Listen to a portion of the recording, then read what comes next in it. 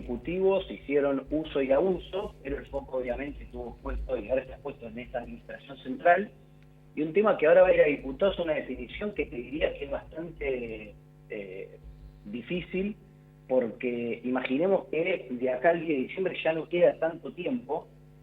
Ese tema tiene que ser primero debatido en comisiones, y como ustedes saben, lo han explicado y hemos hablado, en diputados es más difícil que los temas vayan a comisiones, entonces primero la oposición lo que hace es ir al recinto, te vota un emplazamiento de comisiones, ese tema se va a tener que dictaminar, va a tener que ir al recinto de diputados. Imaginemos que esa sanción eventualmente llegara a ser sancionada, es muy probable que el Ejecutivo la vete, por ende va a tener que ir de vuelta a su Cámara de Inicio, que fue el Senado, y va a tener que ser insistida en las dos cámaras de acá al 10 de diciembre. Eso en principio se prevé bastante dificultoso, porque los tiempos, la campaña electoral, las elecciones de octubre, hay que ver cuál es el resultado de esos comicios, en fin, un tema complejo, pero que es una iniciativa, una ley que te diría que se tendría que haber discutido mucho tiempo atrás, y es una ley que impulsó, siendo senadora, Cristina Kirchner en 2006.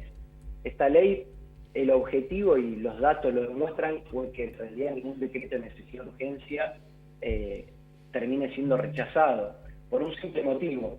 Es mucho más difícil rechazar un DNU que tratar una ley, porque la ley vigente lo que te dice es que para que un DNU quede desactivado te lo tienen que rechazar las dos cámaras y no hay ningún plazo de tiempo.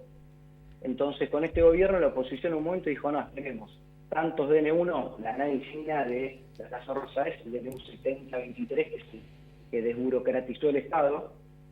Ahora esta ley lo que te plantea es que los DNU tienen que tratarse una vez que los firme el Ejecutivo y van al Congreso, tenés 90 días corridos, no hábiles, corridos, para ser aprobados sin excepción y con mayoría absoluta por las dos cámaras. Es decir, si te lo aprueba una sola cámara en 90 días, se cae. Si te lo rechaza una antes de esos 90 días, también se caen. Lo que no caen son los derechos adquiridos entre el plazo de que el Ejecutivo te firme el DNU y que el Congreso potencialmente te lo rechaza. Un tema bastante complejo y técnico, pero que creo que en los últimos años pocos legisladores han pedido que se modificara, y ahora tenemos una aprobación de una ley. Yo no le digo media sanción porque es una cuestión personal, pero media sanción para mí existe, porque es como decir medio embarazada. O sea, las leyes se aprueban en una cámara, la otra te la puede modificar o la puede sancionar, pero las medias sanciones para mí no existen. Pero bueno, se suele utilizar a veces para dar a entender que se aprueba una cámara y que todavía no es una ley sancionada. ¿Pero qué vos ves que en diputados puede avanzar esto? Mirá, por cómo viene la situación del Congreso, Sí. estaría en condiciones el diputado de avanzar con la ley. Lo que pasa es que volvemos al principio. El gobierno, primero ahora el Senado tiene que girarle la iniciativa a diputados. Hay que ver a cuántas comisiones las giran. Es muy probable que cuando vos tenés una ley que te resulta compleja, en vez de girártela a una comisión, quizás te la giran a dos o tres. Justamente por esto, porque a diferencia del Senado, que sí o sí necesita reunirse en plenarios, o al menos esos eran los usos y costumbres hasta hace un par de semanas, porque recuerden que la ley de jubilaciones que se sancionó en el Senado, ¿se acuerdan ese problema de que la Comisión de Presupuesto no se reunía? Entonces primero se dictaminó en una comisión, después en otra. Bueno, en diputados eso es normal, que te dictamine una, que te dictamine otra, aunque pueden juntarse todas y hacerlo en un plenario. Pero como el gobierno no se maneja de esa manera, la oposición se dio forzada en los últimos meses a ir al recinto para emplazar una comisión y decir, bueno, tal fecha, tal comisión tiene que tratar este tema. Ahí se dictamina, vuelve al recinto, te lo aprueban, o sea, se te estira un par de semanas el tratamiento de algún tema, sobre todo si es complejo o dificultoso para el gobierno. Mariano. Pero sí, tienen margen. Sí. Lo que pasa es que vamos a algo importante. Sí. Ese DNU 70, que lo rechazó el Senado, el diputado quedó cierto.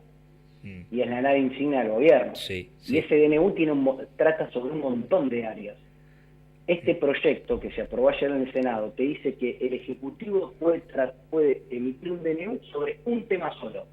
Ya no puede ser una ensalada de cuestiones a meter en un mismo texto. Sí, eso también. Pasó de ser como muy laxa a muy restrictiva. Pasaría a ser muy restrictiva. Claro. Que no digo ni que esté bien ni que esté mal, pero digo que es un cambio muy importante.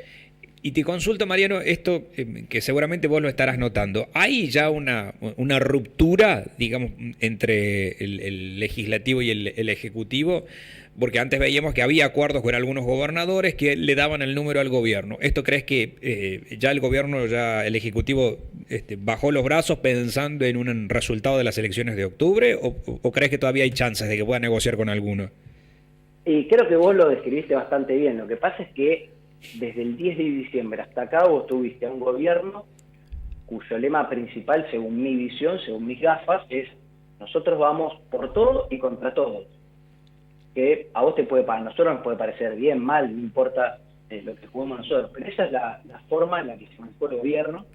Al principio hubo gobernadores que apoyaron, hubo bloques que también acompañaron, no en todas las leyes, pero sí en la mayoría, sobre todo en las más importantes. Recordemos que la ley base tardó como 7 meses en sancionarse, en un trámite que fue también que tuvo bastantes embrollos, sobre todo en el Senado, cómo se dictaminó, ¿te acordás? Y la se empató Villarruel porque empataron 36-36 en la votación en general.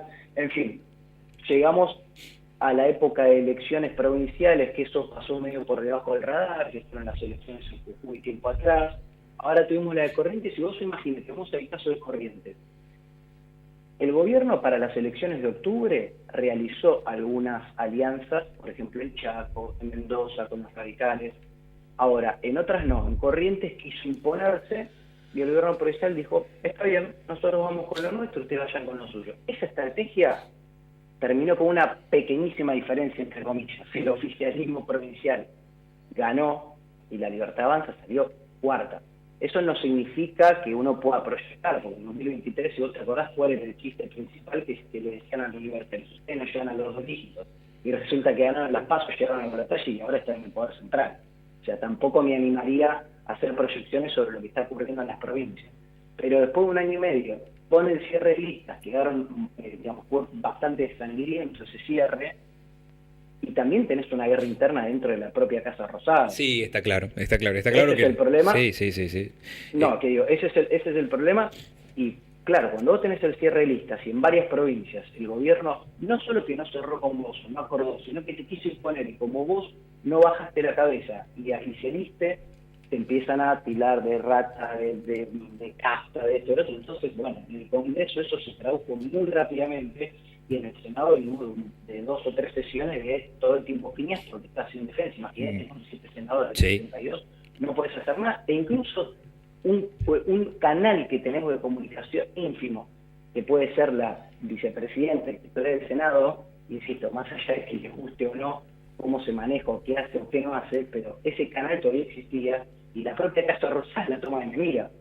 Entonces es muy difícil de entender a veces cuál es la lógica del gobierno. Por eso te digo, esta lógica de vamos por todos y contra todos es un elástico, y el elástico cuando se estira tenés 2 caminos: o se corta en algún momento o te vuelve con toda la velocidad del punto de partida y te dan la cara. Y eso es lo que está pasando ahora en el Congreso.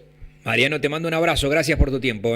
Un abrazo a ustedes por la comunicación, que tengan buen fin. Mariano Casal, periodista político, que cubre el Congreso para Infobae, además de su programa en FM Millennium. La lógica, me parece, desde lo que plantea Mariano, es que el gobierno va solo en las provincias que consideraba que podía hacer una mejor elección. En Corrientes le salió mal, ¿sí? Porque terminó ganando el oficialismo correntino.